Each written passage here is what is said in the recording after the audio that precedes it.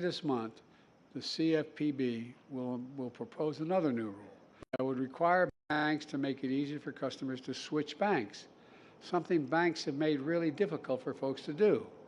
This new rule would increase competition and deter junk fees. All of these actions are going to make a real difference in people's lives. We're already seeing how. Today, for example, the Consumer Financial Protection Bureau released a report showing that since I took office, nearly 2/3 of the largest banks have eliminated bounce check fees entirely. That was a lot of money. And by the way, they calculate these bounce check fees for consumers have declined by nearly $2 billion. This isn't chump change. It's a lot of money, by $2 billion. And that's close to a 90% reduction. In addition, we've secured $140 million in refunds for consumers who are charged illegal junk fees by these banks. And look, and we're also sending new guidance to every federal agency on how they can promote real competition in their work. You know, and as we take these actions, I continue to call on Congress to pass what my friends in the front row here mostly support, the Junk Fee Prevention Act. Hard to say. Anyway, but all kidding aside, I'm asking Congress to take the action so this makes it a matter of law. Today's actions are part of my broader economic vision, to move from trickle-down economics to what everyone in the Wall Street Journal and Financial Times began to call Bidenomics. I don't think they meant it as a compliment at first. It's about growing the economy from the middle out and the bottom up, not the top down. Last week's jobs report shows Bidenomics is working. We added 336,000 jobs last month. We created more than 13,900,000 new jobs since I've taken office. That's more than any president ever has in all of history. And that's more than, look, and the unemployment rate has stayed below 4% for 20 straight months, the longest stretch in 50 years. So look, and inflation continues to fall, down nearly 60% from last summer, and now we have the lowest inflation of any major economy in the world, and we're going to make it lower.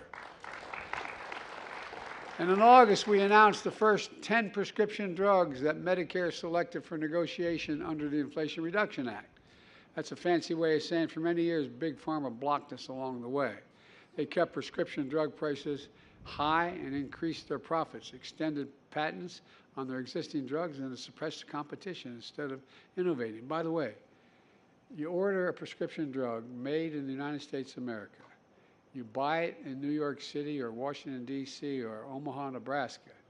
It costs a hell of a lot more than the same exact drug by the same company sold in Toronto, Canada, London, Rome, anywhere else in the world. Same exact drug. You know, playing games with pricing so they could charge whatever they want. But this time, we finally beat Big Pharma. How long have we been trying to do this? This has been going on a long time. None of the women in the front row here have been around for more than 2 or 3 years, but some of the guys have been here for a hell of a long time.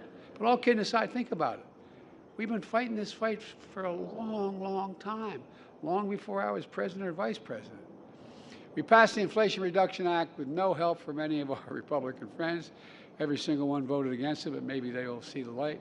And among many important things it does, it finally gives Medicare the ability to negotiate lower prescription drug prices like they can do with Veterans Affairs, like they do now.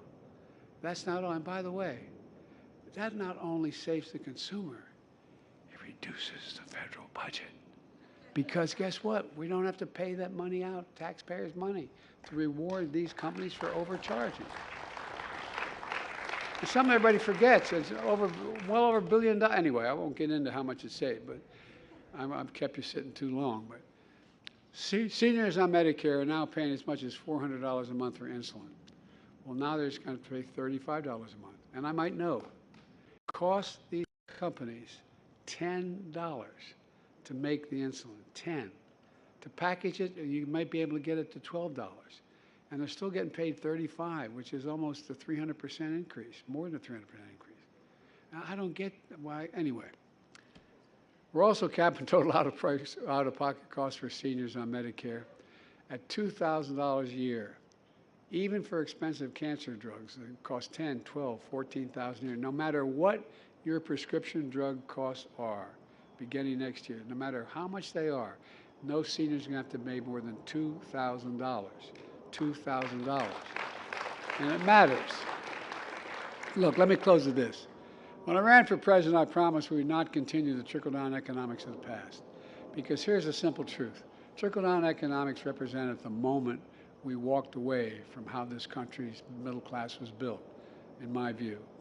Not a lot trickled down on my dad's kitchen table, I don't recall. Bidenomics is another way of saying restoring the American dream.